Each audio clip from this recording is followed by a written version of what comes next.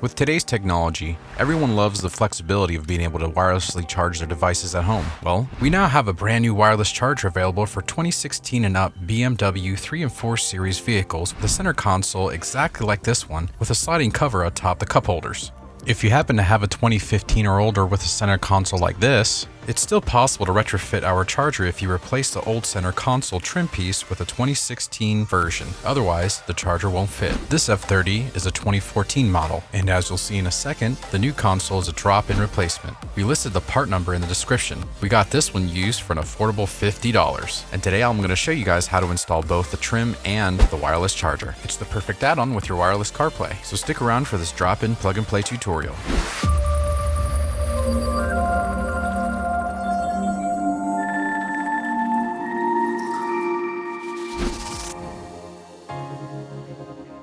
And here it is, ladies and gentlemen, BimmerTech's wireless charger. When you open the box, you're greeted by the wireless charger itself. Pulling it out of the box, the wireless charger itself has a very nice OEM plug-and-play feel to it. It comes with a removable silicone mat that grips your phone that can also be set aside since it's near cup holders, and if you happen to have any drink spilling around, it makes for an easy cleanup. Flipping it around, you can see the power supply cable. Moving right along, inside the box, you'll also see the plug-and-play harness jumper, which comes equipped with an inline fuse. Next, you'll see a supplied file that we highly recommend using to cut small grooves into the bottom side of the corner of the console trim in order to make room for the charger's power cable. Last but not least, you have a little pamphlet with some information for you to read. Here's a list of tools that we recommend for this install. Definitely grab your BimmerTech trim removal tools, as it'll protect your surfaces from marring up. So to get things rolling, the first thing we want to do is remove the negative terminal on your battery. It's something you want to keep in mind whenever you're working on any electrical components on your vehicle.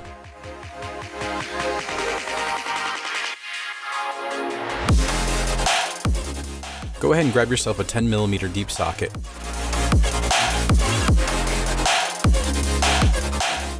We're going to loosen the terminal and then carefully pull it off.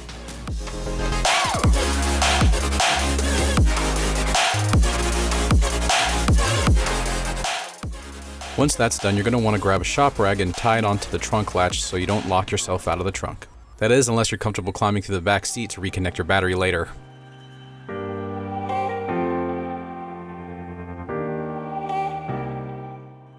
Moving into the interior of the vehicle, let's start by removing this piece of trim with the iDrive controller with our BimmerTech trim removal tool. Lifting up the armrest to give us more space, just start prying underneath, wiggling back and forth till it comes loose, and then pry it up.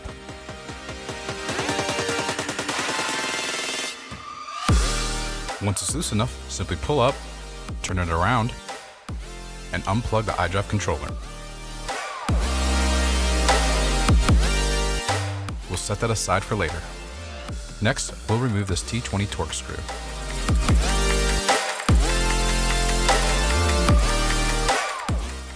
Then we'll pry out the surrounding trim around the shift knob. Simply grab your pry tool, press in firmly, and lift up.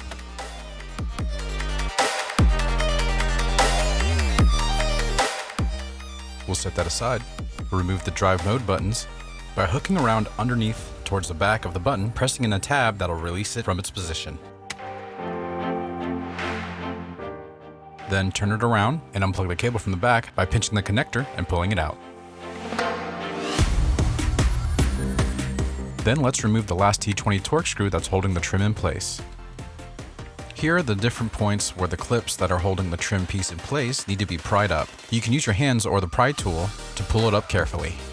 Don't be alarmed if you hear some loud popping sounds, that's just the sound of the clips being released. Once it's loose enough, carefully pry away from the shift knob as not to scratch the surface. Pull towards you and then lift up carefully. You'll notice the cables that are plugged in. Simply pull them out. The white clip needs to be pinched in order to be released.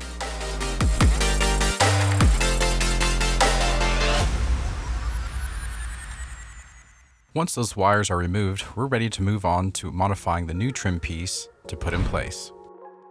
Here's the updated LCI trim piece. We'll be removing this rubber tray. You can see it has a sliding cover for the cup holders.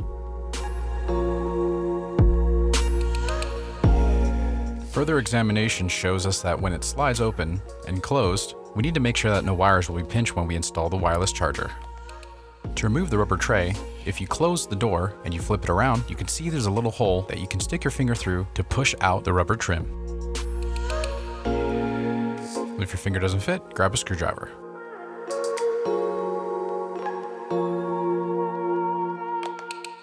Next, we'll do a dry fit with a wireless charger, making sure that we don't snap it permanently into place. Here's the pinching we're trying to prevent. Let's remove the silicone mat and set that aside.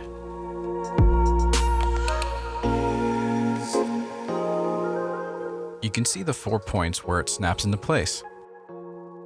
Without permanently snapping the wireless charger into place, we'll pull back our cable and we'll make sure the cup holder door is in the open position, and grab our file and mark the location where we'll be filing away plastic to create a resting channel for the cable to rest.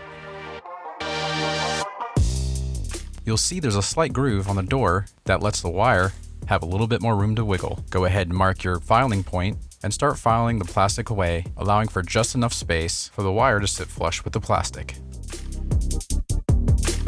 With markings in place, we'll set the charger aside.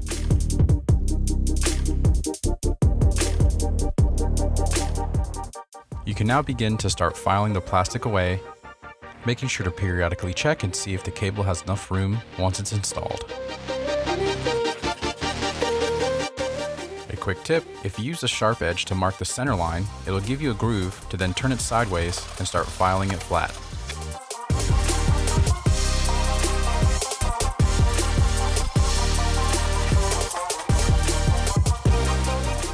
When I feel like I'm getting close to what I want, I'll go ahead and I'll do a dry fit to make sure I'm not pulling away too much plastic.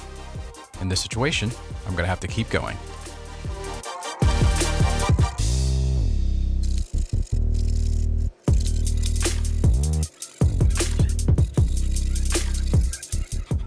And I think we're just about there.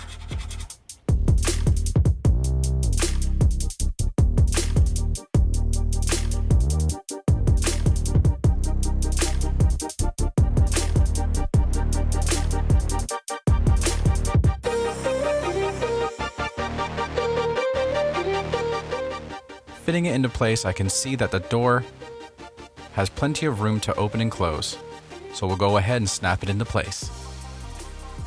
Simply apply pressure till you hear it snap. Before applying glue to the cable, we'll tape it in a position that we feel comfortable to allow the door to open and close comfortably. Just follow along with me.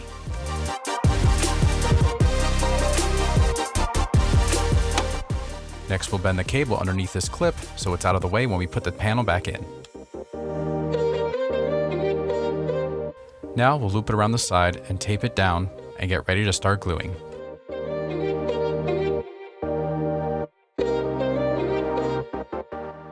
Looks like we're ready to glue. With the cable in this position, it'll be out of the way and sit snugly while we install the trim back in.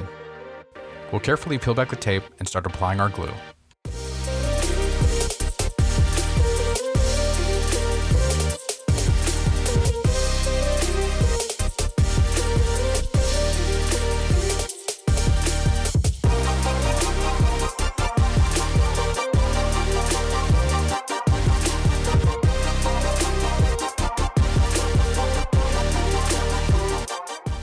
We'll hold the cable down for about 10 seconds to allow it to grip.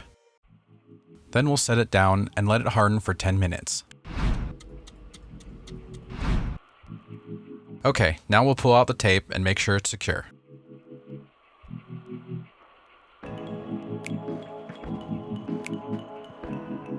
The cable is secure and it's not going anywhere. Other than a little tape residue, I'd say it looks pretty good. Now we'll install the plug-and-play harness. The side without the foam protector is the side that plugs into the trim panel, and the black connector plugs into the wireless charger. Now we're good to go and install the panel back into the car. Working in reverse, we'll start by plugging in the OEM harness into the panel. When we put the trim panel back in, the blue connector for the buttons will have to be pulled through. Let's go ahead and plug in the main power supply cable.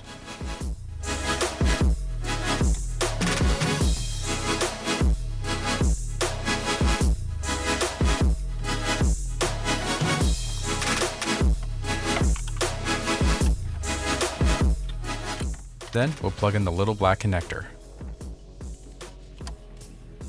With that done, we'll make sure to push the cables back into the empty space behind the cup holders. And we'll pull through the blue connector as well. Then we can snap in the panel into place.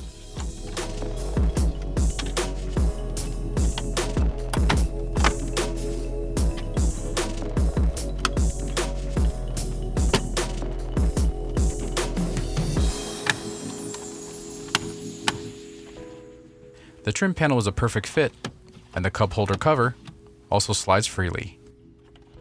Continuing to work in reverse order, let's go ahead and put all the pieces back into place. Just continue to follow along.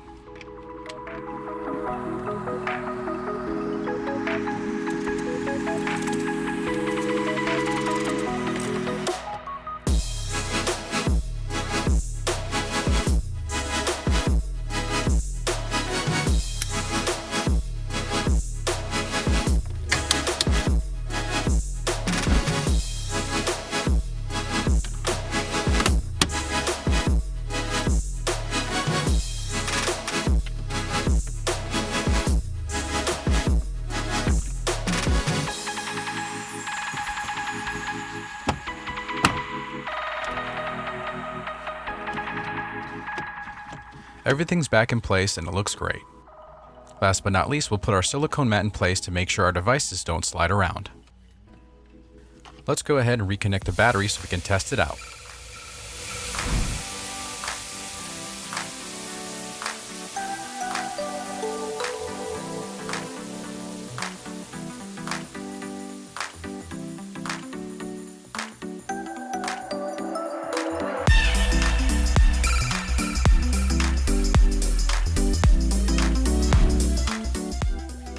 Let's start this car up and see how it works.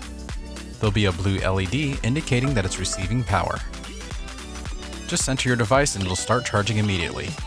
A green LED will turn on to indicate that it's starting to charge. And for more information about this device, go ahead and check out the links in the description and check out the blog post that we made about it. Once again, guys, my name is Chaz. Thanks for sticking around and watching this video. If you happen to have any questions, let us know in the comments. And don't forget to subscribe to see the latest videos that we got here at the shop. See you next time.